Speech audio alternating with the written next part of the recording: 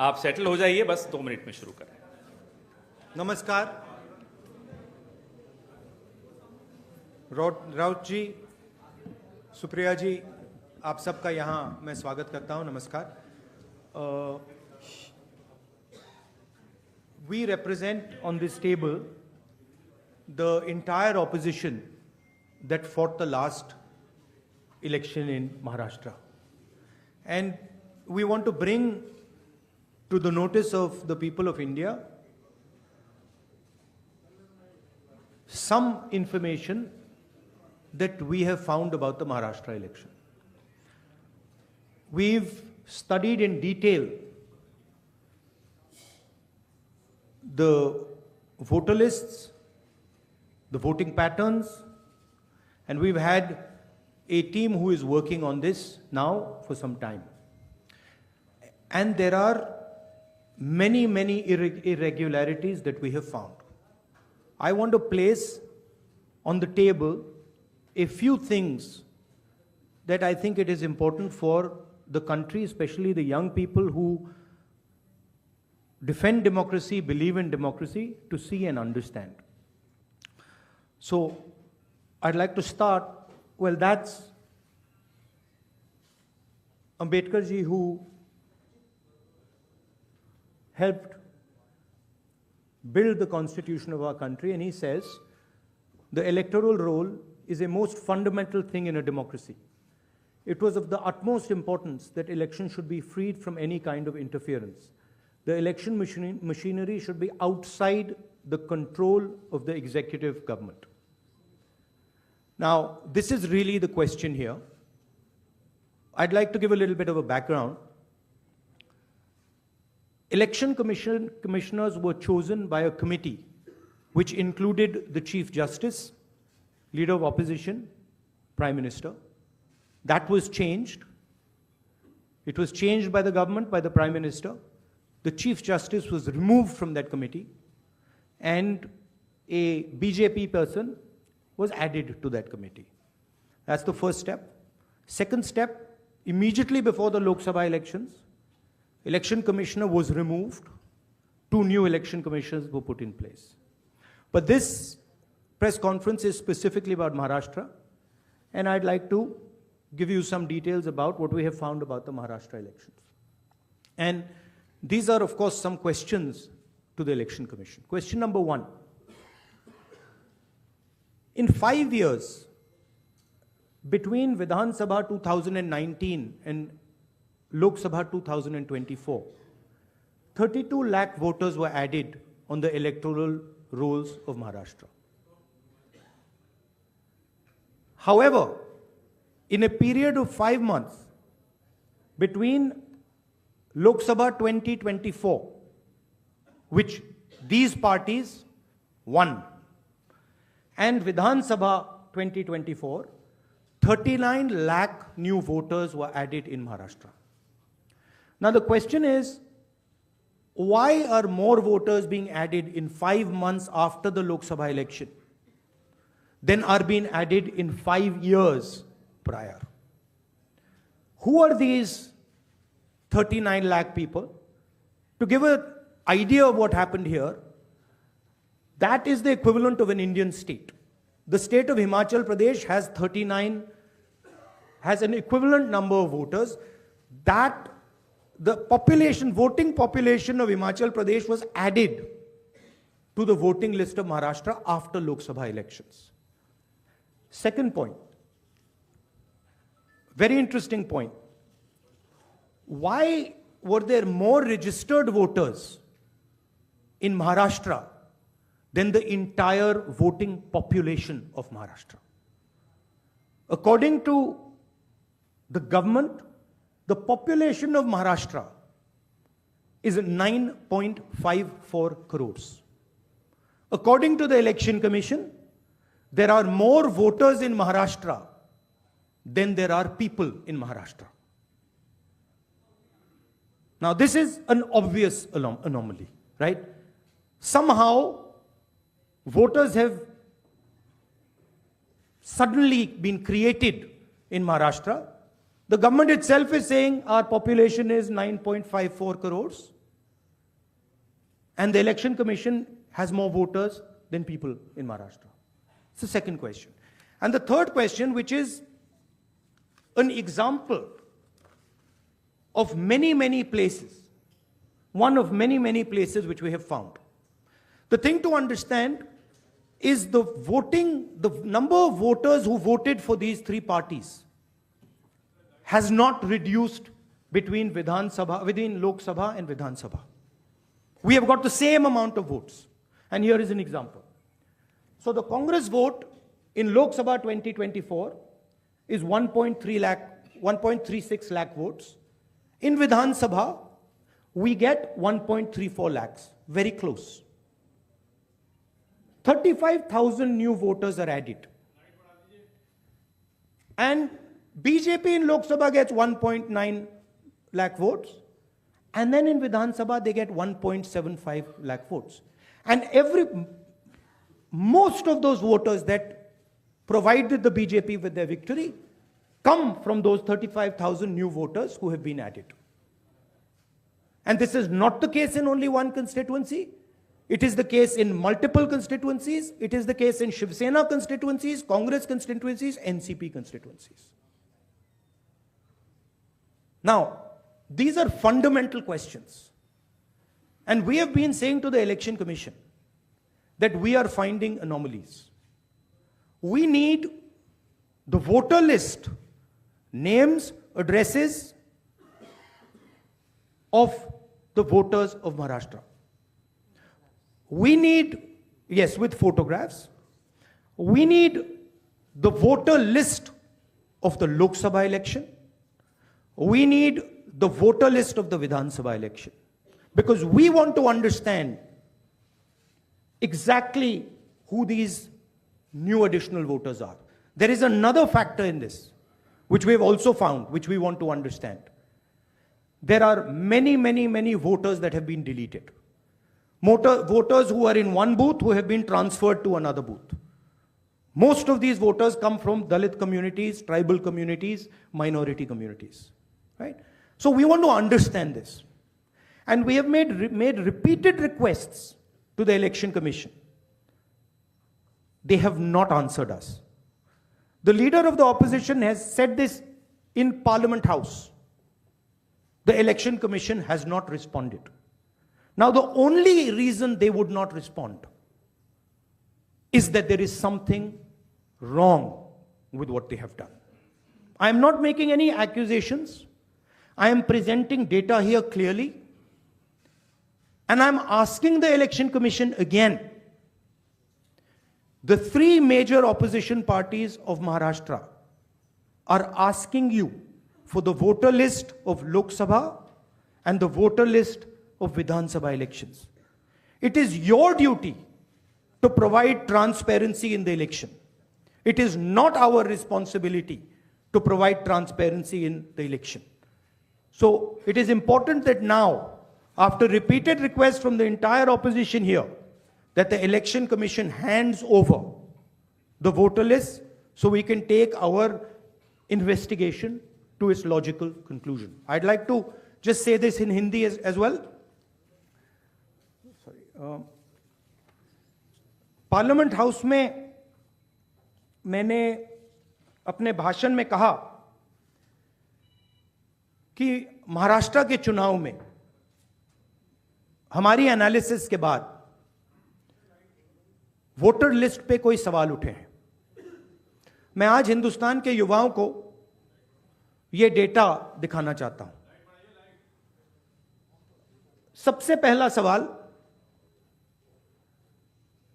5 साल में जितने वोटर लिस्ट में ऐड किए गए थे, उससे ज्यादा वोटर महाराष्ट्र में 5 महीनों में ऐड हुए हैं. 32 लाख वोटर्स विधानसभा 2019 एंड 2024 के बीच में. 39 लाख वोटर्स, मतलब हिमाचल का जो पॉपुलेशन है वो ऐड कर दिया लोकसभा 2024 एंड विधानसभा 2024 के बीच में. यह पहला सवाल है. ये जो एडिशनल वोटर्स ऐड किए हैं, ये हैं कौन, ये कहां थे और ये कहां से आए? पहला सवाल। दूसरा सवाल, बहुत महत्वपूर्ण सवाल, महाराष्ट्र का पॉपुलेशन सरकार के मुताबिक, महाराष्ट्र का अडल्ट पॉपुलेशन सरकार के मुताबिक 9.54 करोड़। महाराष्ट्र का adult population 9.54 crore. Election commission के मुताबिक महाराष्ट्र में 9.7 करोड़ वोटर्स हैं। इसका मतलब इलेक्शन कमीशन कह रहा है, देश की जनता को कह रहा है, देश के युवाओं को कह रहा है कि महाराष्ट्र में एडल्ट पॉपुलेशन से ज्यादा वोटर्स हैं। यह कैसे हो सकता है? तीसरा सवाल, यह एक उदाहरण है, कामठी विधानसभा। यहां पे कांग्रेस पार्टी को लोकसभा में 1.36 लाख वोट मिला है। विधानसभा में तकरीबन उतना ही वोट हमें मिला, 1.34 लाख। यह चुनाव हम जीते, लोकसभा वाला। लोकसभा के चुनाव में बीजेपी को 1.19 लाख वोट मिलता है। इस कंस्टिट्यूएंसी में 35,000 नए वोटर्स ऐड होते हैं और वो 35,000 के 35,000 वोटर सीधे बीजेपी के खाते में जाते हैं और बीजेपी चुनाव जीतती है। यह एक उदाहरण है, ऐसे महाराष्ट्र में अनेक उदाहरण हैं। हमारी कंस्टिट्यूएंसीज में, एनसीपी की कंस्टिट्यूएंसीज में, शिवसेना की कंस्टिट्यूएंसीज में हमारा वोट महाराष्ट्र में कम नहीं हुआ है, बीजेपी का वोट ज्यादा हुआ है। ये वोटर्स कहां ऐड हुए हैं? जहां पे बीजेपी की स्ट्राइक रेट 90+% है। हिस्ट्री में 90% स्ट्राइक रेट नहीं रही है। तो यह मैं देश की जनता को कहना चाहता था। अब हमने इलेक्शन कमीशन को एक बार नहीं, दो बार नहीं, 3, 4, 5 बार बोला है कि देखिए हम आरोप नहीं लगा रहे हैं, लगाना चाहिए मगर हम लगा नहीं रहे। हम आपसे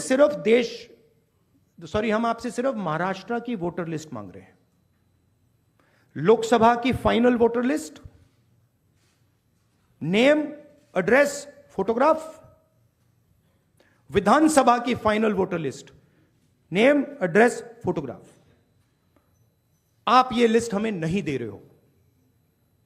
ट्रांसपेरेंसी लाना आपका काम है। तीनों राजनीतिक पार्टियां, विपक्ष की पार्टियां महाराष्ट्र की, पब्लिकली आपसे सवाल पूछ रही हैं।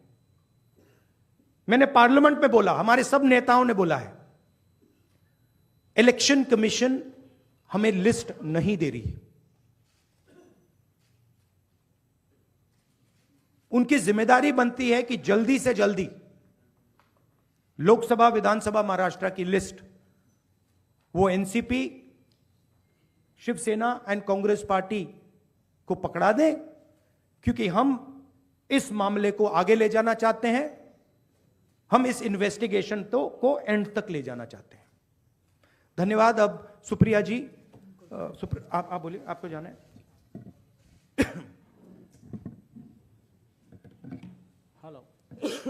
हेलो,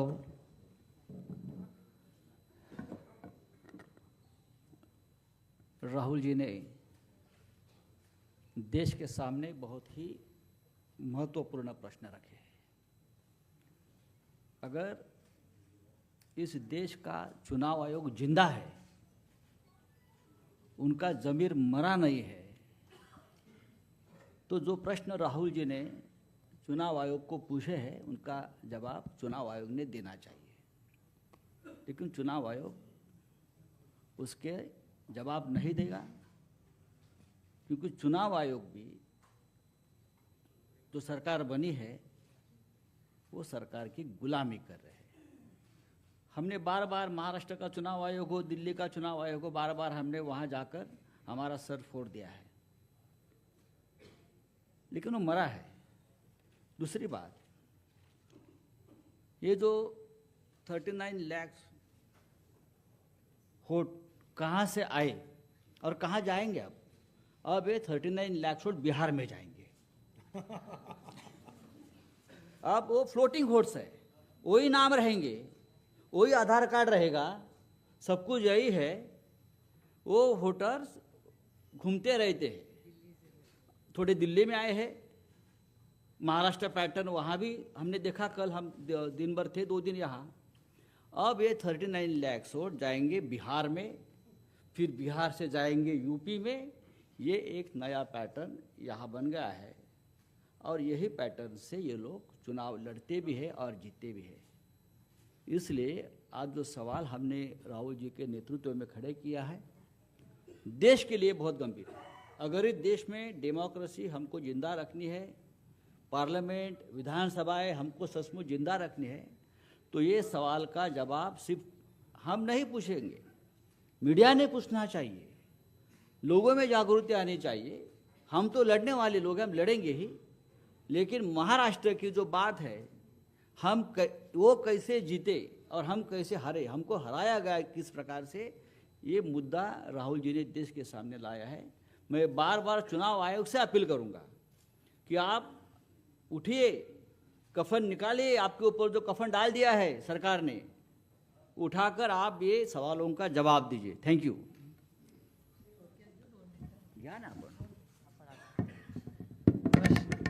नमस्कार, मैं बड़ी संक्षेप से 2-3 अलग मुद्दे कहना चाहती हूँ। राहुल जी और संजय जी ने कहा, उसके बाद 2 चीज़ें मायने रखती है। एक तो मेरे जो सांसद में धैर्यशील मोहिते जी जो यहाँ आए हुए हैं, वो माड़ा विधान लोकसभा से चुन के आए। उनके ही सोलापुर ज़िले में उत्तम जानकर जी इस बार हमारे विधायक बन के आए। उत्तम जानकर जी सोलापुर डिस्ट्रिक्ट से चुन के आए। उनका कहना है कि उनको वोटिंग जो हुआ है मरकटवाड़ी, आप सब ने बहुत उस पर टीवी पे भी कवरेज दिया था, उसमें उनका मानना है कि वो चुन के आए हैं, लेकिन उनको जो वोट पड़ने चाहिए वो नहीं मिले हैं। तो वो फिर से जीते हैं, फिर भी री इलेक्शन चाहते हैं और कह रहे हैं कि बैलेट पे लिया जाए।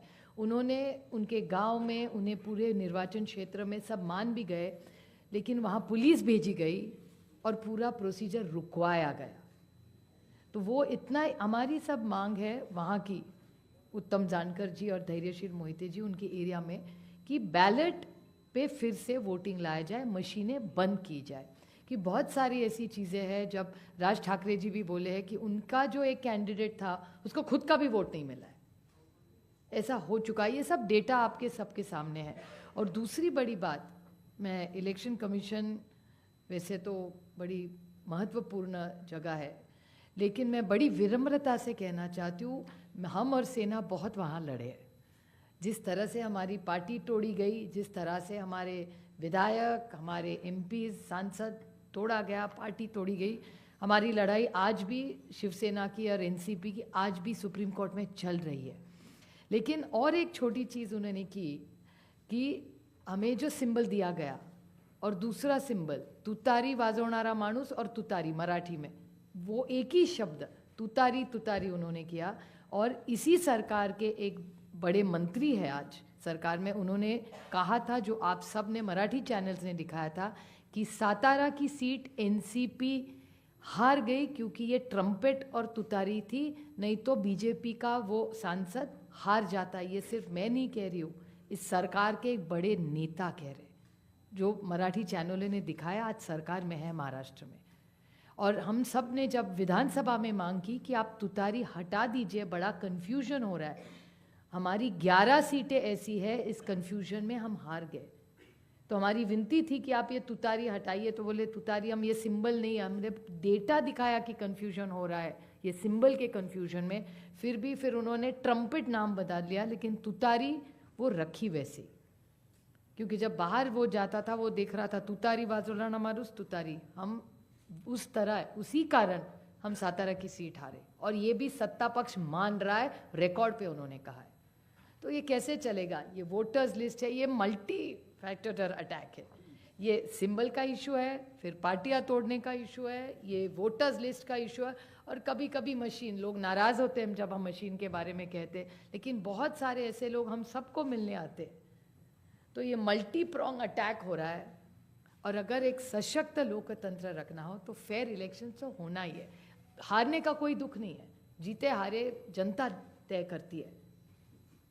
हम तो जीत के आए दोनों, धैर्यशील जी आए, बट बड़ी विनम्रता से हम कहना चाहते हैं कि इलेक्शन कमीशन ये फेयर होना चाहिए, इतनी हमारी मांग है। और जो हमें जो लोटस लिस्ट, फोटो सब मांग रहे, बस हमें दे दे। बाकी हम लोग क्या मांग रहे हैं? एक सशक्त लोकतंत्र में इलेक्शन कमीशन का रोल बहुत जिम्मेदारी का होता है। जिस संविधान के बारे में हम लड़ रहे हैं, राहुल जी बड़ी ताकत से उसके लिए लड़ रहे हैं। आप देख रहे हैं पार्लियामेंट में क्या हो रहा है। तो वो संविधान बचाना हो, देश बचाना हो, एक सशक्त लोकतंत्र के लिए महात्मा गांधी ने इतना बड़ा योगदान दिया, जवाहरलाल नेहरू ने देश को इतनी दिशा दी। इन सब के मान सम्मान, उनका जो उन्होंने मेहनत करके हम सबको ये हक दिया है, वो पूरा फेयर होना ही चाहिए। और हमारी लड़ाई नहीं है, हम सिर्फ पारदर्शकता चाहते, बाकी हमारी कुछ मांग नहीं। धन्यवाद सुप्रिया जी। अब मैं, क्योंकि तीनों को जाना है तो कम सवाल लेंगे। ANI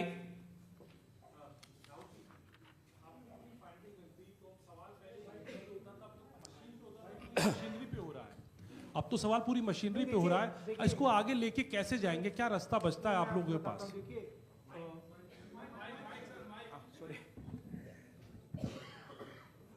देखिए, दो चीजों के बीच में हमें फर्क क्लैरिटी से रखना है। एक है स्पेक्यूलेशन। स्पेक्यूलेशन कोई कह सकता है कि भैया मशीन में कोई प्रॉब्लम है, कोई दूसरी बातें कह सकती हैं, और दूसरा है फैक्ट। मैंने यहां स्पेक्यूलेशन नहीं रखा है, मैंने यहां फैक्ट रखा है। फैक्ट नंबर 1, हिमाचल जितने वोटर्स ऐड हुए हैं,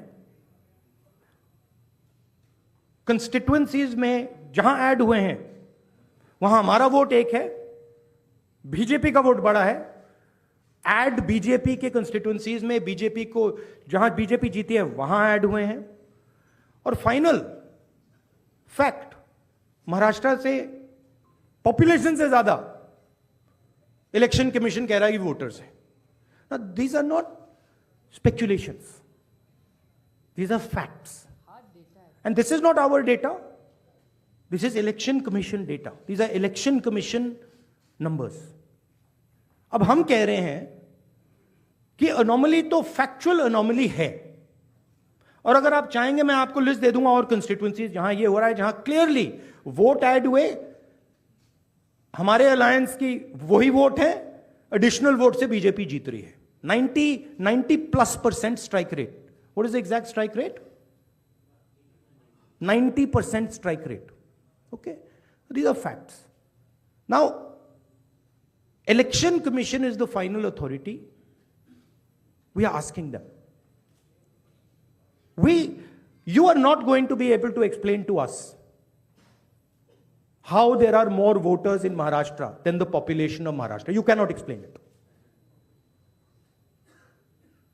So what you need to do is you need to give us now the voter lists so we can explain it.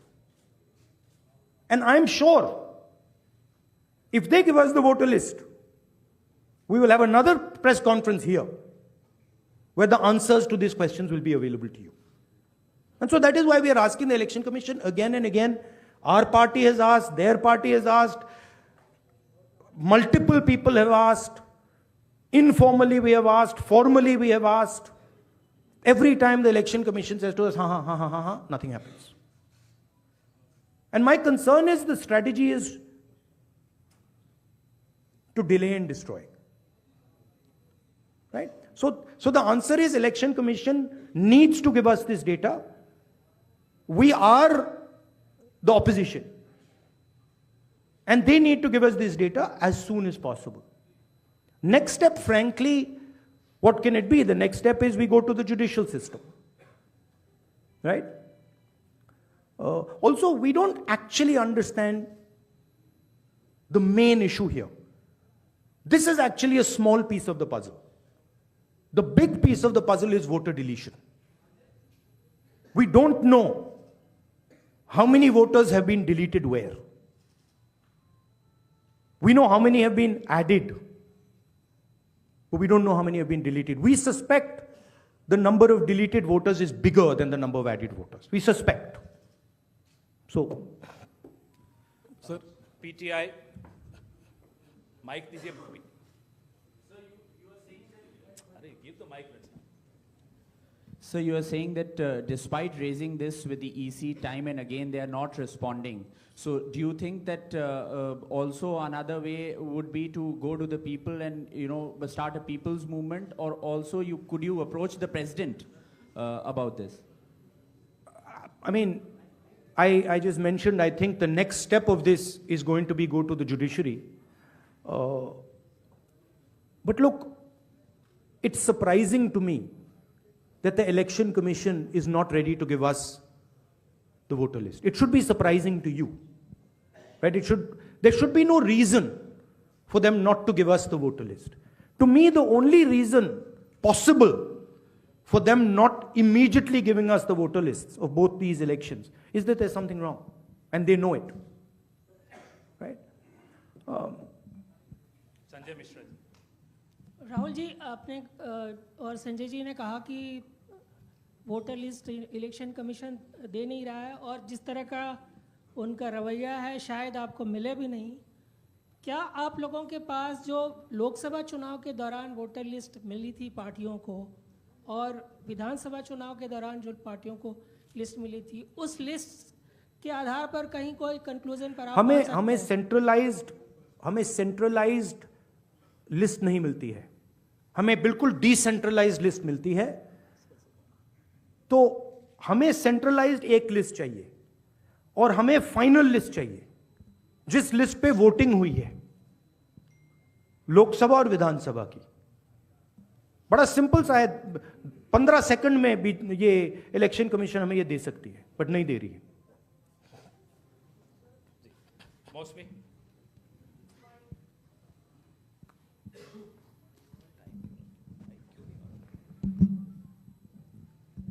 Rahul ji, ये जो आपने आंकड़े दिए थे कि लगभग 9,70,25,000 वोटर्स, 9,70,00,000 वोटर्स हैं, वोटिंग पॉपुलेशन है, और जो अडल्ट पॉपुलेशन महाराष्ट्र की है वो 9,54,00,000 है जी.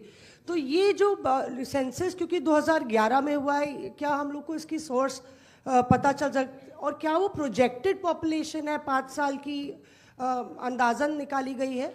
That is the Union Ministry of Health and Family Welfare data. Right? So that is normally क्या होता है, जितने वोटर्स होते हैं उतने वोट ऑलमोस्ट कभी नहीं करते हैं. नॉर्मली अगर आप किसी स्टेट में देखें तो 85%, 87% कर जाते हैं ऑफ टोटल वोटर्स. यहां पे आई थिंक 102% कर गए. नहीं, how much, कितना है ये? 102% कर गए हैं. तो it is not only that there are more voters than actual people, it is that the voting percentage is 102%.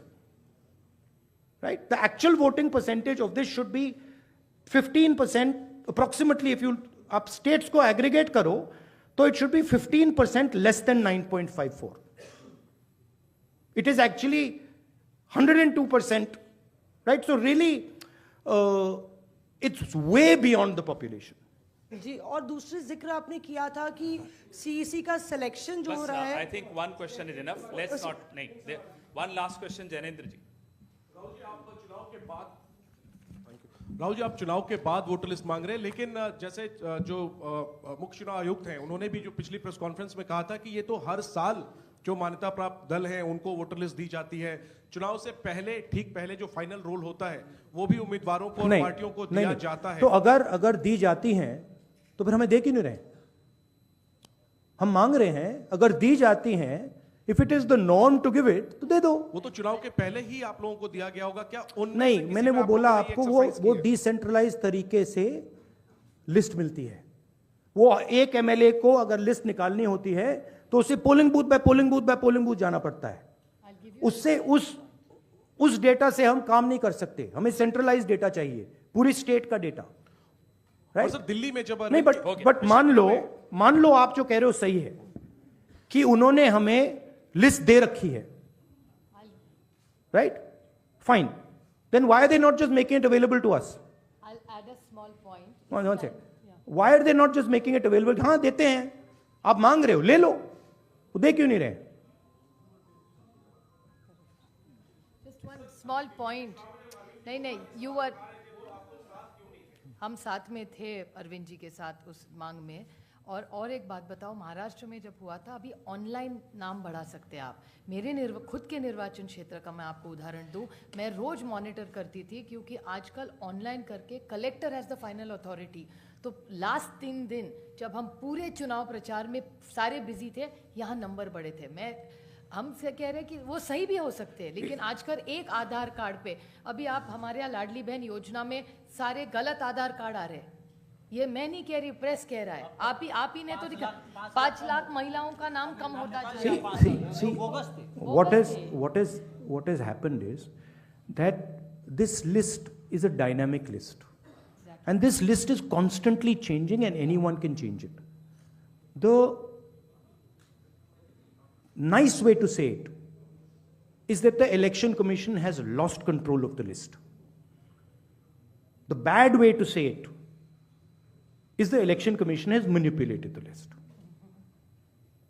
What is very clear is that the list in Maharashtra has gone wrong.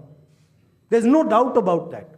Because, please understand, a list which is bigger than the entire population, a list where the population of Himachal Pradesh is entering into Maharashtra, a list where all the additional voters are going in favor of the BJP. Look at that page. All of them have gone to the BJP. It's not that 50% have gone, 60% have gone. It's the same. 35,000, 40,000. All have gone. So something is wrong. And it is the responsibility of the Election Commission now to come clean on what has happened. Right? The answer is not, we gave you the list. We as opposition are asking you for the list now. The answer is, give us the list now. Don't tell us about what happened in the past. We want to know now. If you have no problem giving the list, you've already given it to us, okay, give it to us today. And give us the Lok Sabha one with names, pictures and addresses. Give us the Vidhan Sabha one with names, pictures and addresses. Because if you don't, there is a serious question now that is being asked about Indian democracy. Which means we are now heading towards the complete destruction of the Constitution. And we are in the business of protecting the Constitution. That is why I have put this here. And that is why I put Ambedkar ji. Ambedkar ji की photo मैंने यहाँ इसलिए लगाई है क्योंकि ने ऊपर लिखा है electoral roll is the most fundamental thing in a democracy. Election Commission उसकी रक्षा नहीं कर रही है. हम मांग रहे हैं ये फंडामेंटल चीज जो अंबेडकर जी ने कहा है ये हमें दीजिए, वो करेंगे नहीं देंगे आपको. That is the issue here. Thank you very much. Thank you जी. सर राहुल जी एक सवाल है, राहुल जी